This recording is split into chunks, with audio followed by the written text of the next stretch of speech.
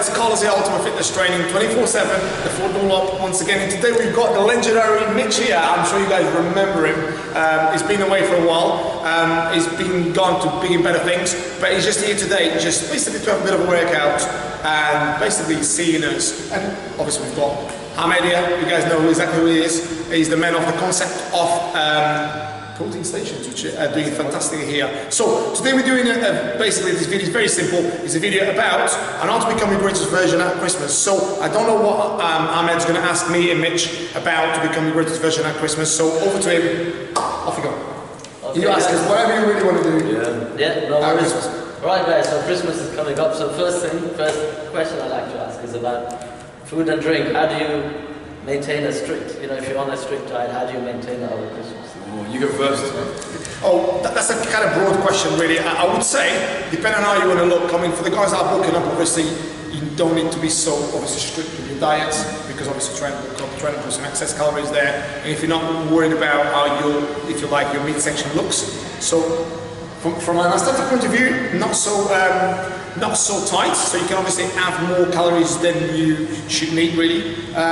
If you are more health conscious, obviously be careful, because obviously eating excess calories makes your body acidic, makes your body unhealthy, makes your body basically capture a lot of illnesses and a lot of obviously bacteria around your stomach, which is not a great thing for your health. Anyway, but if you're not worried about your health and you're not worried about your aesthetics, just eat whatever you like. However, if you're worried about your health and you are eating to live, then obviously you've got to worry about the well alkaline foods that make your greatest version, which I keep talking about every single day. But obviously, to make a really simple question answered is, if you really want to look good, watch your diet. If you don't really want to look good, eat whatever you like. I think the other thing, especially over Christmas, it's planning it. Because obviously, you know in advance when the Christmas parties are, when you've got meals out. So just take those into consideration to make sure your overall calorie content is pretty much the same. If you're into your intermittent fasting, a 16/8 diet works really well. If you know you're going out for a big meal, you can fast through the morning, have your one big meal in the evening. You can carb cycle, so if you know you're going out for some big meals, reduce your carbs a couple of days before, and then just enjoy your meal. If you want to put in, don't have a starter. Real easy one to weigh up, really simple tricks at Christmas. And watch the alcohol, because obviously massive calorie consumption with the alcohol. And the alcohol, fat storage hormones and all that, so just don't go crazy. It's only 3 or 4 days of the year that you're actually out, and just moderation and plan. Yeah, I think is the easy one to sum up Christmas. Okay. Absolutely, yeah. Thanks for that. That's the one. Okay. Another one? Yeah, actually I was going to ask about your training. Do you change your training routines over this period, or do you keep the same? How do you manage your workouts and stuff? Obviously for me, because I'm kind of dieting for a specific reason. I basically stay the same. It doesn't matter whether it's Christmas or not for me. I still train the same. Obviously, we've got a facility which is open 24/7, so it's open. So I'll be training exactly the same, and nothing changes. For me, it doesn't change. I'm not making myself special than anybody else. Just I'll train all the way through. However, some of the guys are obviously probably not training for a specific reason. They may obviously have a bit of a rest, which sometimes is good for the body too. However, I'll just be careful. There's a saying. I don't like sayings, but there is a saying that says people are put half a stone over Christmas. Some people more, some people less, but they do say 7 pounds over Christmas, which is, it's quite a bit of weight, isn't it? Yeah. What do you think? Again, my training doesn't change. I think if you're focused and you're in a normal plan, I don't think it changes that much, because obviously you've already planned it. Yeah. But I think Christmas time would be a good time to reduce maybe the intensity, have a bit of a deload, couple of weeks. Yeah. Calories come up, so if you wanted to sort of bulk, as long as you keep your calories clean and not just eat rubbish, because that's not going to help anybody. You have a bit more energy, so you can train heavier. You can go through a little bit of a strength phase over December, and then ease it off and lean it out in January to try and take off the weight you put on. But again, it's planning and trying to accommodate the seasonal food and the time of year and the rest to be conducive to your training, so it's trying to make the best of it. But I think you'll find most people that are semi-serious about training, they won't change much at all. That's I right. think they'll just go on as is. And enjoy maybe 2 or 3 extra meals. Yeah, absolutely. Really. Yeah. Extra meals, yeah, that's how it is, yeah. Okay. Absolutely. Yeah, and I was going to link that in actually with the season now, because it's getting colder and the winter season. Does that affect your training? Because I've heard some people say they change their training a bit in the winter according to the summer. Yeah, absolutely. That's a really good question. You can get quite technical about that. I don't know if you guys know about this, and I'm just actually a great question, because this winter, a lot of people think the winter you burn less calories. In fact, as stupid as it may sound, if you go, say, for a power walk in the winter, you burn more excess calories, meaning that you're burning more calorie fat rather than carbohydrate fat and muscle fat. The reason being for that, don't take when I'm still burning muscle and fat, but more fat.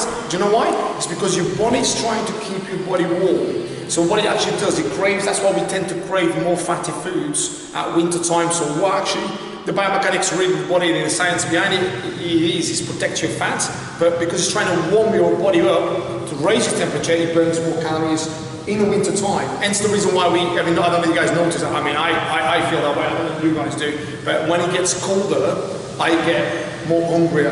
Is that right? Yeah. So I feel like myself, although obviously you've got to be very careful with when you mean hungry and being obviously being a bit sort of overwhelmed with calories and start eating more than what you need. So that's the difference of training. Obviously, when it gets colder as well, just watch training too heavy as well, because obviously that's a breathing block for obviously getting a lot of injuries. Yeah. So you've got to warm up well, but to make sure obviously is that your body's prepared for what you're going to do, especially for the guys that are training very heavy. For the guys that don't train very heavy, nothing really changes. You just got to make sure you balance your calorie intake with your calorie expenditure. But I always say this, and I don't want to link this video to something else completely different. A lot of people train for something that they're not eating for, and they're eating for something they're not training for. Does that make sense? A bit of a mess up there. But think to yourself, if you eat, you got to eat to train for your purpose, not like you're training for a purpose that you're eating a completely different diet. Do you know what I mean? You might as well just not even bother, really. So I hope I haven't confused you with that anyway. So it's just that specific thing. So what do you think?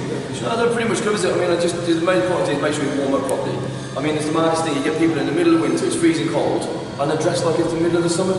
They've got the shorts on, they've still got their vests on. Yeah. That's me, actually. That's me. I do that. I do that. You've got to layer up, get warm, get sweaty before you start taking stuff off. And if you're dressed in loads of knit heavy, you might not get warm enough to take your hoodie off and your joggers. But as long as you're core temperature and you're physically warm, then you're safe.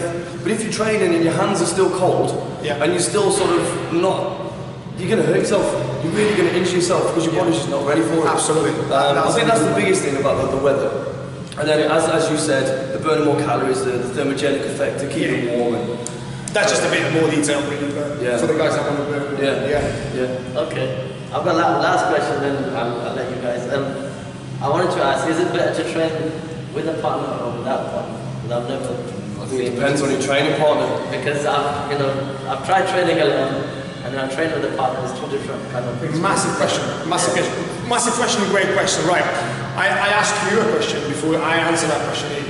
One, depends what you want to achieve from that partner. Okay, it's almost like a love relationship.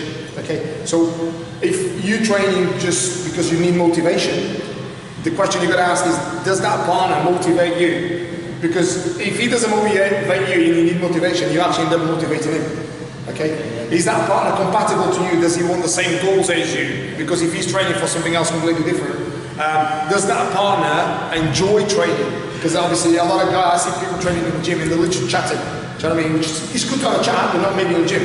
It's a wrong place to have a chat. Do you know what I mean? So you've got to make sure that there is a lot of other things other variables that go into it. Obviously, is he as strong as you, so you're really pushing each other in a healthy competition, and the list goes on and on and on. But I tell you what I found. This is one thing that all my life, obviously, because I've been a trainer, I've never really had partners. So I've always trained on my own, and that takes a lot of puts a toll on you because you always got to be motivated. But one thing I found was actually training with people that really want to achieve something. I found that it pushes me. Do you know what I mean? That doesn't mean they're better than me or I'm better than them. It's actually true.